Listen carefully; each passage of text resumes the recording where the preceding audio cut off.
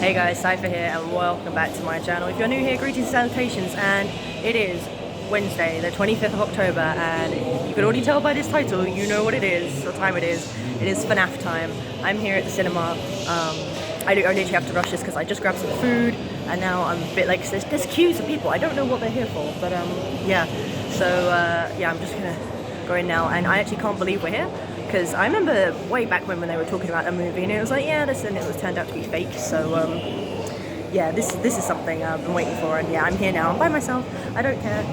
Yeah, so we're just gonna jump straight in and go to this. I don't really know what to expect. Obviously, it's based around the original Five Nights and with the kids and everything. And from what I've just seen on the screen already, it looks absolutely freaking amazing. So I have, I suppose, high expectations, but the fact this is actually even happening, I'm satisfied. So yeah, I can't really go wrong. But yeah, so I've got like 5 minutes to go get my seat, and I'm just gonna go do that now. Yeah, but I'm excited, really excited. Again, I don't know what to expect, how it's really gonna end. Obviously, it's like it's gonna be an interesting one, I guess. So obviously, it's based around the original. So the game is obviously how the guy has to survive 5 nights. But whether there will be actually more lore and stuff revealed will be an interesting one. Obviously, I got a glimpse of Springtrap in there. Yeah, so yeah, I'm looking forward to it. So let's go. Oh, hey guys. So we're back. It is just about 20 past 11. The film finished about 10:30. And I'm gonna kind of make this quick because, in all seriousness, I'm running on 2 hours of sleep. Yeah, no real excuse for that. Just it happened. Yeah. So but I've got to do this now. So oh god, where do we begin? Okay, so before I say anything, I'm going to tell you right now, this is gonna be spoiler filled. I won't try and go in too much, and you know, this is the thing where I would definitely recommend you watching the film first and then coming back, because I don't want to be accused of ruining anyone's experience. Like, you can see the title, you know what you're in for, so I'm making it very clear right now, okay? So yeah, spoilers, whatever. But first off, I think appropriately, as we did at the end of the film, Blumhouse, Scott Cawthon, you did good. You did damn good, right? And here's the thing, guys. I would say I'm actually quite an easy person to please. And the thing is, I just love it because it's FNAF. I love it because it's Five Nights at Freddy's. We're actually seeing it as a film, so I love it straight off the bat. Like, I didn't really have any expectations going into this, but I can honestly say I wasn't disappointed. I really wasn't.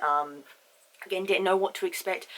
There was a bit of a surprise in it, and I generally have to say, it was quite scary. It was generally, it was very tense, and you know, even when they like threw like quite a lot of jump scares at you, you still got scared like right at the end, when the big one came. Yeah, so there's that. I'm actually, as well, like I sort of showed in the intro video, I was very surprised at how many people were there at the cinema. Like, I've gone to showings before for like so like anime films and that, and you get like the odd occasional person, but I mean, this was a late showing. I don't think it was the first showing of the day. I think there was like 5 showings or something, but 8 was the only time I could do because I came straight from work. But whatever. But yeah, it appeared most people were there for FNAF, which was quite interesting to see, and there was quite a few cosplayers as well, which I love, obviously, and it was just very good. Very good. Obviously, the film is marked as a 15A, so there is some like blood and, you know, violence obviously in it, but I have to say, most of the people, if not all the people there, were older people, like, you know, adults, and it was quite like big groups of people as well, like friends and stuff. It was really good to see that, and I'm glad I did book my ticket in advance, because it was not like packed out, but it was still pretty packed there. So and I like sat on the end because I was like, I don't mind people, like, I don't really like people either side of me, especially when I'm by myself, so it's whatever. Anyway, on to the actual film. Right, so I believe it was just over an hour long, if not a bit more, because I mean, 8:15, you get like half an hour of views, so yeah, 9-ish it started and finished just at like 10:30. So yeah, obviously, you know, it covers basically the first movie, but it does weave in a few more things taken from the other films into it. So again, spoilers, so, you know, we're going out. So actually the main character, which it was never actually revealed, I don't think. I don't know if people were speculating. I tried to stay out of all that and I didn't really have any theories myself. But Josh Hutcherson's character is Michael Schmidt, the, like, original security guard guy, which was awesome. And it turned out, like, his brother was one of the kids, like, that got taken, but not at Freddy's. And then, you know, when it opened up, so it showed that, and then he also has a younger sister who doesn't necessarily have anything wrong with her, but she's, like, you know, lives in sort of fantasy land, so she has imaginary friends and that sort of thing, and he's sort of in a, like, sort of custody battle for her with, but he's a bit messed up as well. Like, he feels very guilty because I think he was meant to be watching his brother at the time, and then he disappeared, and he feels that he can, like, try and find out who it was that took him. But obviously then the film opens up, and right off the bat we're in Freddy's with a previous security guard, and there's, it like shows you straight on, like, them trying to put the guy in a Fazbear suit, and it's all like, oh, it's just seeing it literally visualized as a movie is something else. And what I love is, like, so obviously we've seen, like, in the games and everything, like the layout of Freddy's and all the cameras and everything, and obviously, like, with security breach and all that, you're basically free roaming, but it's not the original Freddy's, obviously. But seeing, they put so much detail into it, and it generally looked like an authentic kind of place where you would go, like, and obviously it's sort of set in the 80s, so yeah, and you know, they did like a whole big pan of it. They didn't miss out anything. Like, it was so cool to just see that in itself, just visualized, as like a kid's, you know, restaurant play area, arcade place, with all the characters and everything. It was just, that in itself was just amazing to see. I was literally just like, oh my god, like, just seeing it visualized was insane in its own way. Yeah, so then obviously, you know, he's so Mike, and that's the thing, his last name was never really mentioned until sort of the end, I believe. But when they said, oh, when he was like, oh, it's Michael, and I was like, hang on, Michael, Mike, oh, right, so we're there. Yeah, so his last, and even when he introduced himself and, you know, people give their full name, he just went Mike, so it was quite interesting for that. But yeah, so his brother went missing, and he's like, you know, he's struggling to find a job because he, like, messed up in the past, and obviously he's a little messed up in the head because of his brother, with the whole thing with his brother. And obviously right there, now I'm going to apologise, because I don't actually know this guy's name. But I just refer to him as Shaggy from Scooby-Doo. Obviously we saw him in the trailer, and he was in it. And I immediately had an idea about who this character was going to be. I think there might have been leaks about it, now thinking about it, but, you know, it wasn't ever confirmed. But I was like, I think I can tell who this guy is. Because, you know, at one point he was like, you know, being the phone guy, like, telling him, like, oh yeah, you know, just keep an eye on the cameras and all that, yeah, and just kind of the way he played the character very, very well. Like, he goes under a different name, I can't even remember what it was, like Steve something, which now I'm thinking about it might also be significant, but I'm not too sure. I'm actually very bad at, like, retaining that sort of details and stuff, and I'm sure, like, if I actually delved into, like, theories and watched, and someone actually explained it all out, then it would make a lot of sense. Yeah, no, so obviously Mike gets this job as security guard, and obviously the first few nights go really well, and, but he's trying to remember who basically kidnapped his brother, and he feels like he saw it and does remember, but,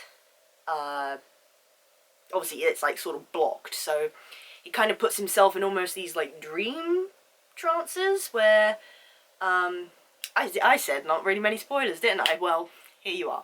Anyway, you've probably seen the film, so you know, it's fine. I really hope you have.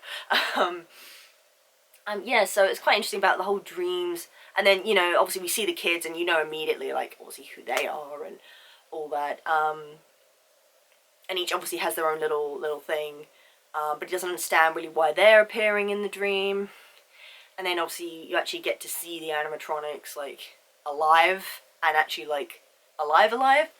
And here's the thing, it's always that thing in the Five Nights where the animatronics are like the bad guys, like they're the ones that are coming after you, but you forget in the original they're the trapped spirits of kids, and you know, they didn't generally mean to harm anyone. And the way this movie actually sort of displayed that was really cool.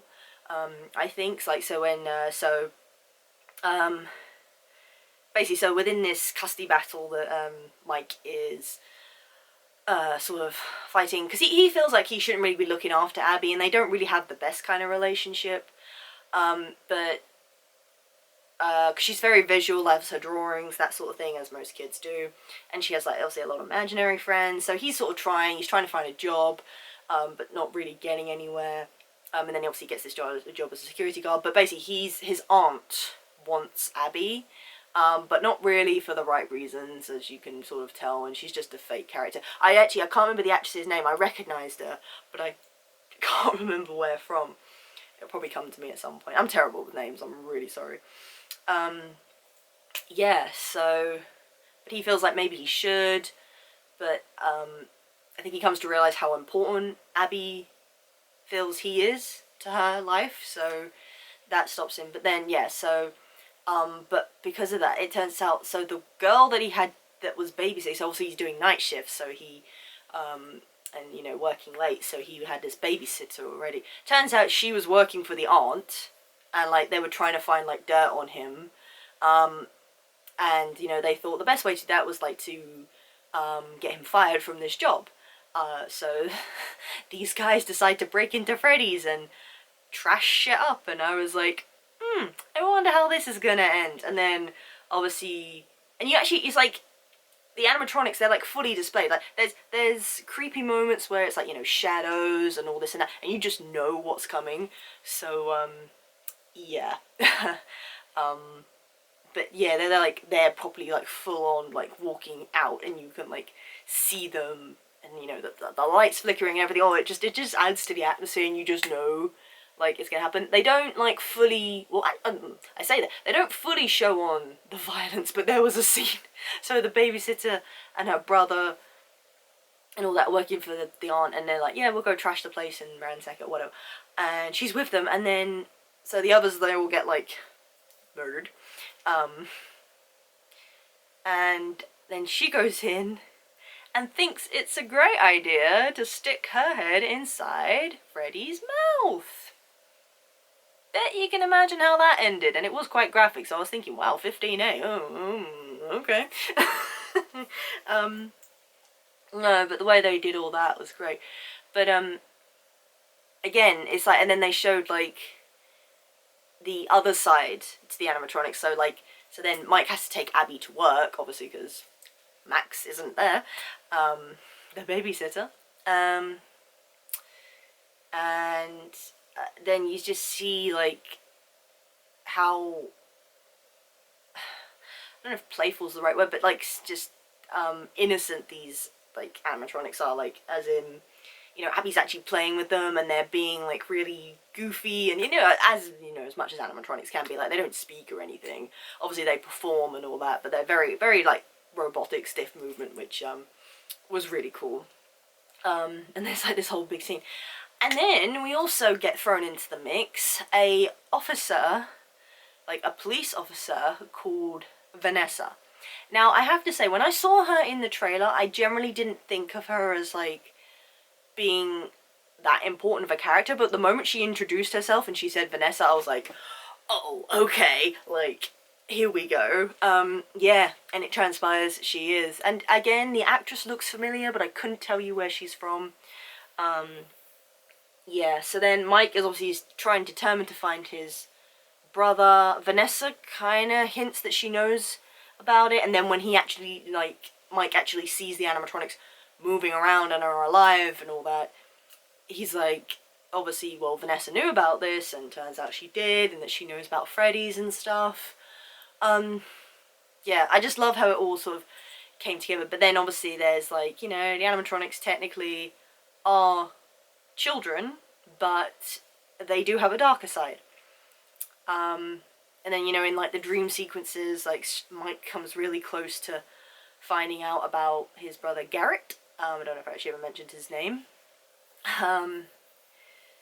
Yeah, and then obviously these kids, and one of them like is actually like talks to him, and you know, is saying about how they know what happened, but don't really give away too much. And then it kind of all takes a turn and becomes sinister. They're like, oh no, well, and it's like, oh, if we show you, like, what will you give us? And he's like, anything. Like, I just want to know what happened to my brother. So then that all happens. And then when he makes the decision to be like, right, I really need to, like, delve into this. And then he considers giving Abby to his aunt as well, which is a little bit, and she doesn't take too well to that, obviously. Yeah, and then he goes back and, you know, he, like, goes into the dream state, and it's like, it's different, and then he realizes that this isn't what he wanted. But they ask, basically, for the thing that he offered, they ask for Abby. And in a moment of, like, weakness, he was like, yes, because, you know, they were saying, yeah, you can stay here with your family, and, you know, your brother who is there, and he's like, because every time he goes into the dream, it always plays the same sequence of the kidnapping.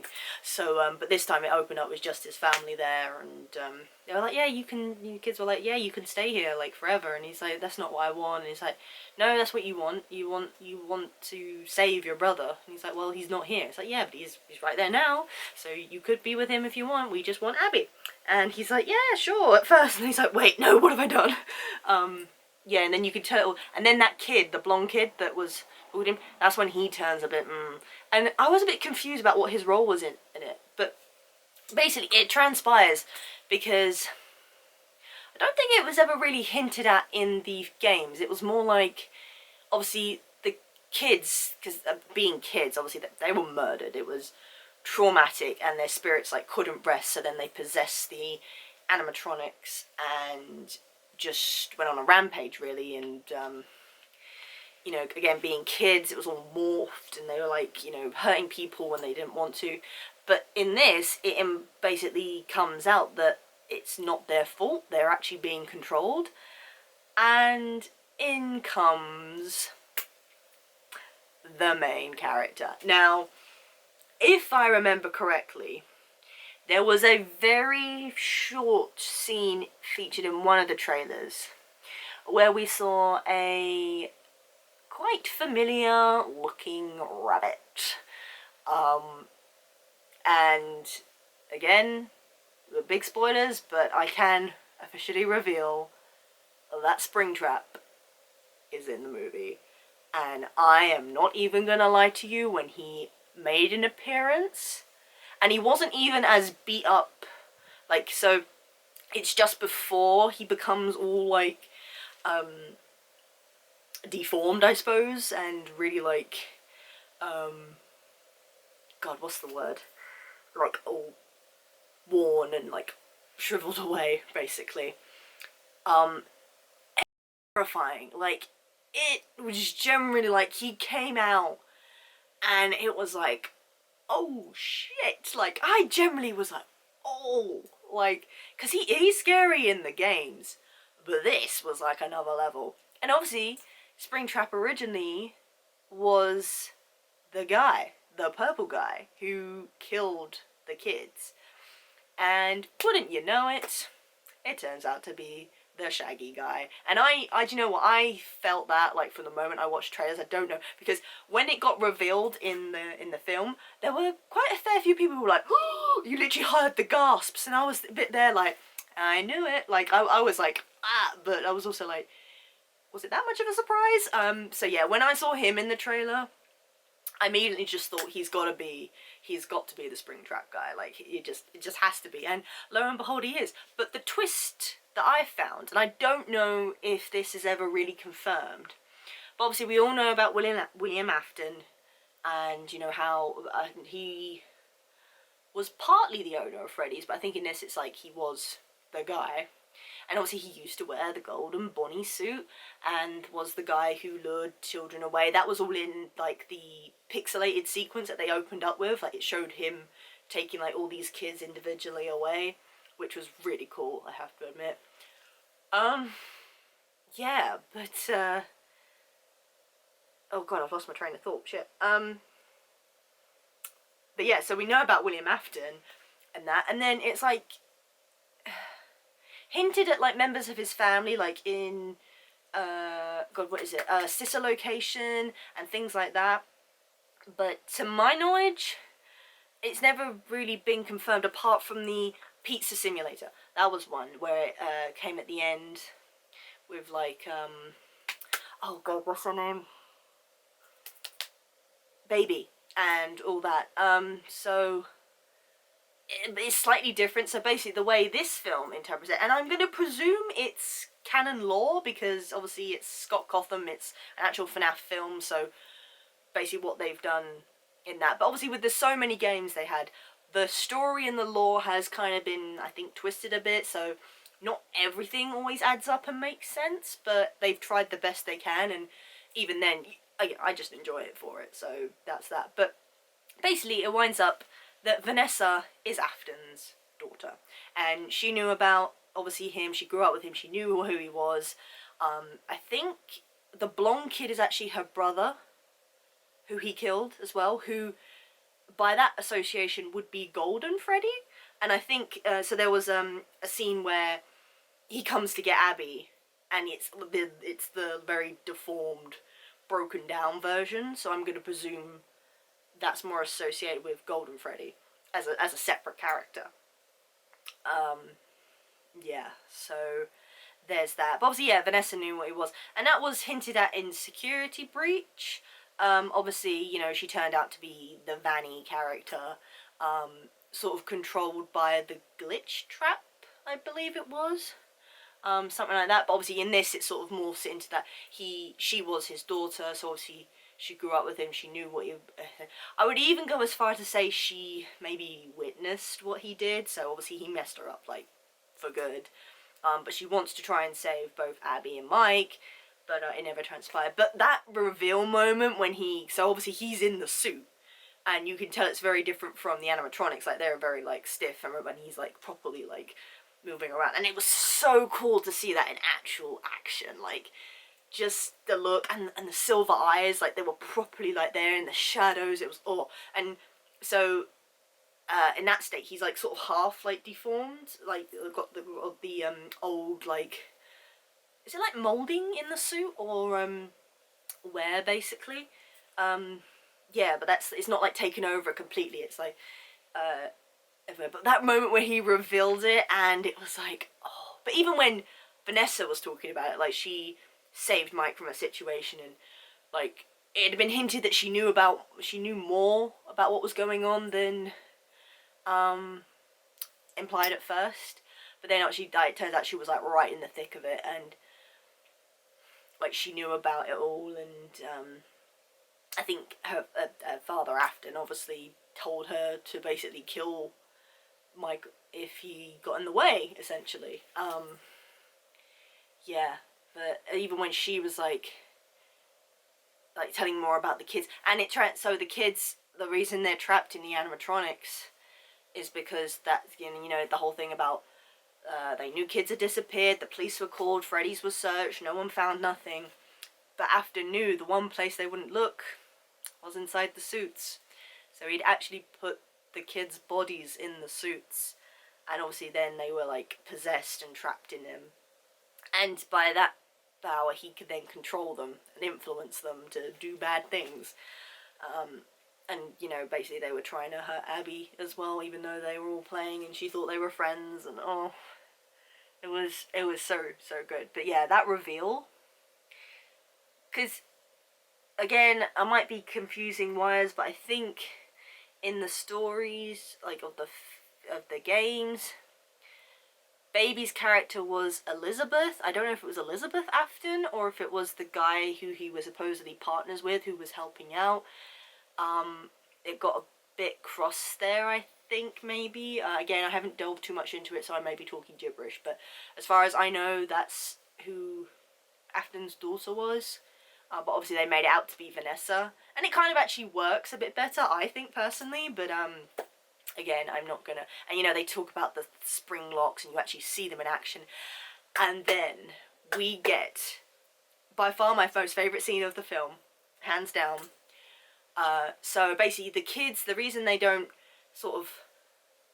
they don't know who Afton is, okay, so it's kind of determined, like, because they're kids and it's like a trauma thing, they don't remember what he did to them, so obviously they get sort of just influenced and controlled by him, not realising what he did and who he was, but then Abby helps them remember through the use of drawings, which was, again, a really cool scene, and so then they turn on him, which is the scene that they spoke of about how William Afton then became Springtrap. Because obviously he was in the suit, and they turned on him, and the spring locks went off in the suit, and you saw all that, and it was just amazing to see. Like, it wasn't as graphic, like blood and that didn't start like spitting out, but like you could just hear all the mechanisms going off, and he's like twitching, and then of course he said the fucking line of, "I always come back, put on the head," and then hands down best scene ever. Like, I generally didn't think we were gonna get that. Like, again, I had no expectations for this, but that, I was like, again, seeing that actually visualized on screen, I was like, damn, because actually the scenes you've seen of that are all fan-made, I'm pretty sure. There's no official scene, apart from a very pixelated version in the third one? Might be the third one. But you know, it makes the, you know, you see him put the suit on and he's laughing, and it's like, blood and all that, but then it's like, he comes back.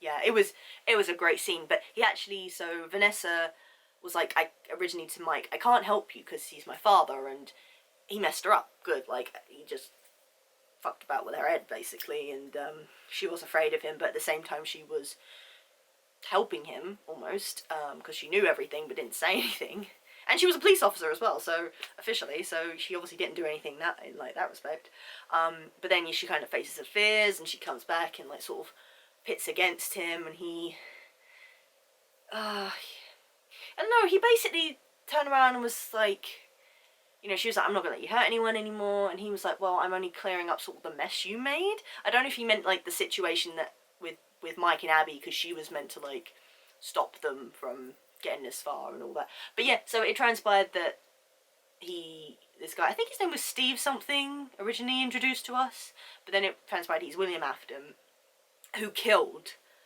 Mike's brother, Schmidt, because, funny enough, when he was the career counsellor for him, and, you know, he's obviously there talking about John, and at first he's being, like, really mean to him, and like, oh, I don't know what you want me to do, blah, blah, blah.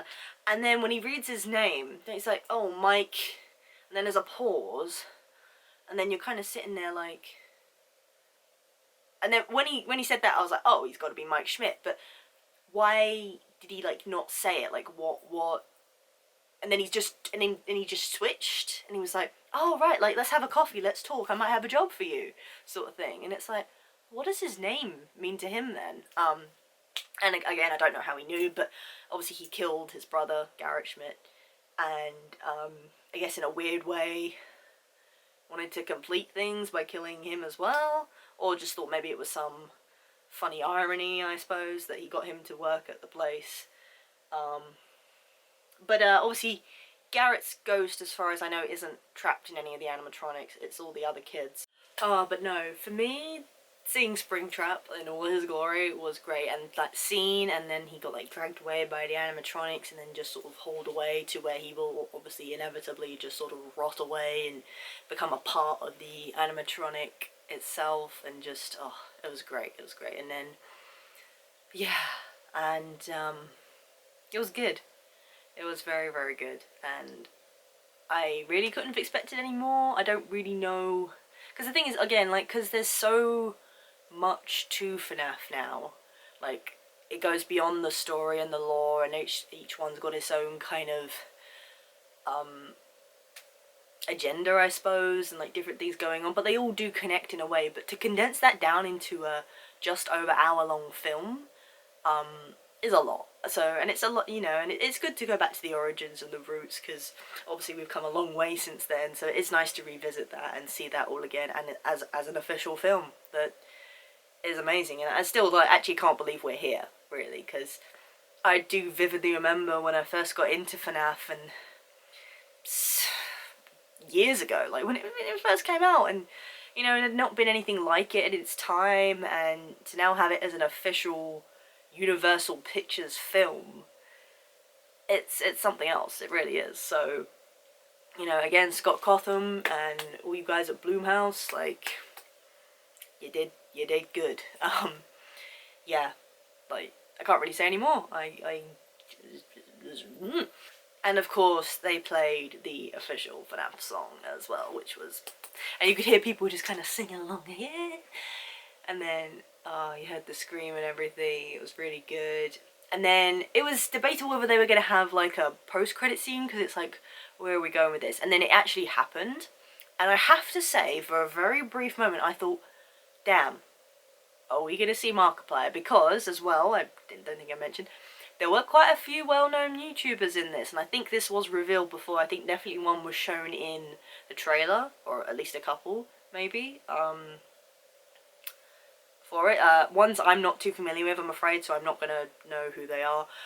But MatPat was in it, as this very annoying waiter for all of 2 seconds, but it was nice to see. And I didn't clock it at first, but it was like, hey guys, and I was like, oh shit, it's MatPat.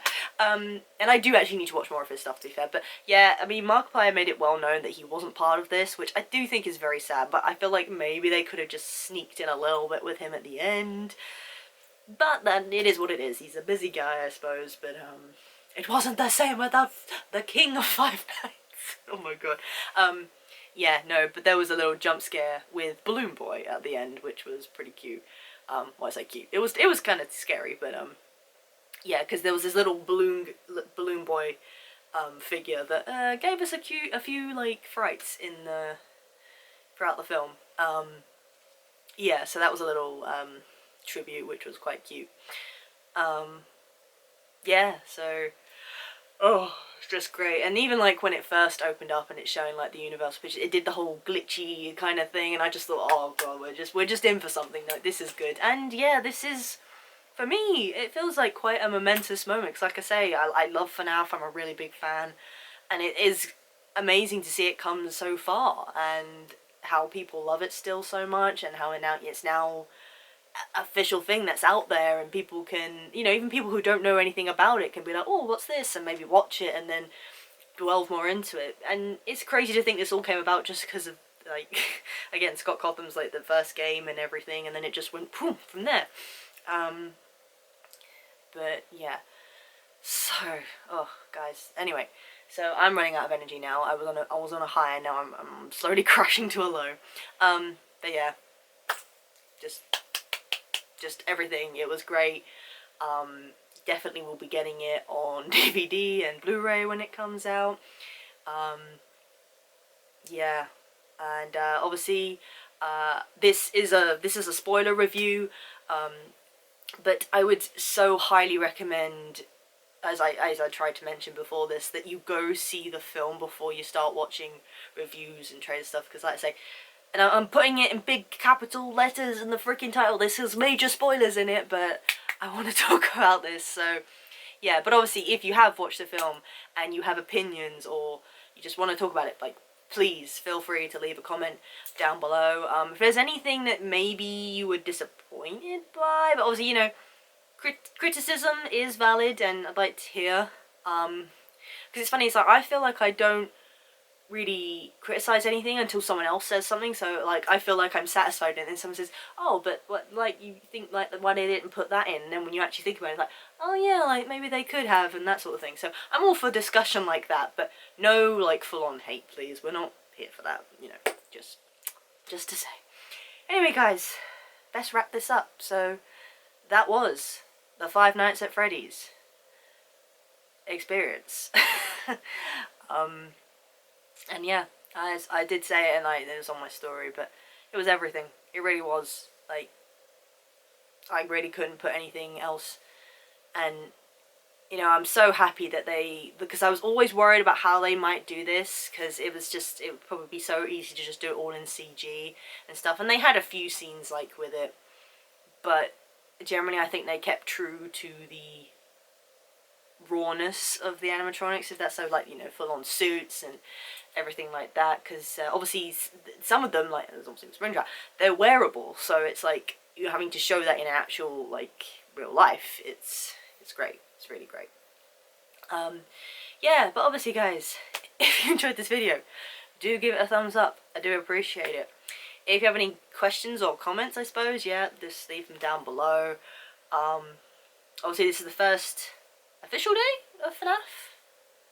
Yeah, I think it came out today. There were, like I said, I think there were earlier showings in the day, but yeah, this is the first official release day of Five Nights at Freddy's. If you are lurking, please hit that subscribe button and notification bell so that you know when I next do a video. It is Comic-Con this weekend, so I will be there in London, doing some simple but spooky stuff. And it's actually funny now how I'm not doing FNAF. I have just brought out 2 new FNAF characters from the security breach. I don't know why. I feel like a bit of a fake fan, because the originals are very near and dear to my heart, especially Foxy, and I haven't done them yet. But I'm gonna jump on that. But yeah, I've done all the security breach characters now, which is an achievement in itself. So you can check that on my Instagram and TikTok and that. But yeah, I'm not doing them for this year. I got some simpler looks to do. But I might bring them to January, MegaCon, which is also at the XL this year. Yeah, but next will be con video, so there's that. I think I've covered everything, but until next time.